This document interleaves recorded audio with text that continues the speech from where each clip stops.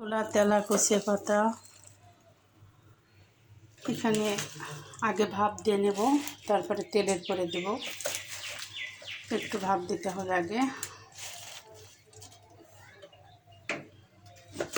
এই শাকটা খেলে অনেক উপকার লাগে, ঔষধি কাজ করে শাকটা। এইভাবে খেয়ে দেখবেন, খুব ভালো লাগে শাকটা খেতে।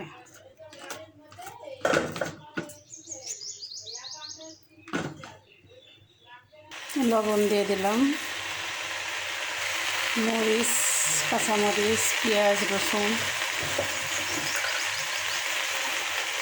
দিয়ে দিলাম।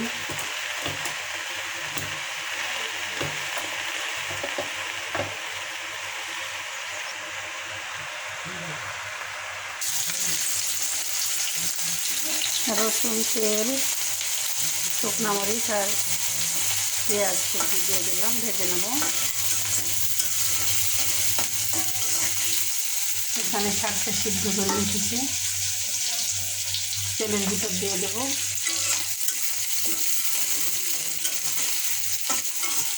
এইভাবে ভেজে খেয়ে দেখবেন, খুব ভালো লাগে খেতে। তেলা কচি শাক, এটা ডায়াবেটিক্সের জন্য খুব উপকারী।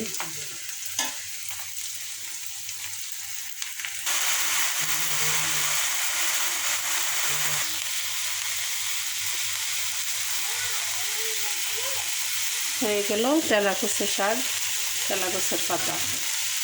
এভাবে ভাজি করলাম।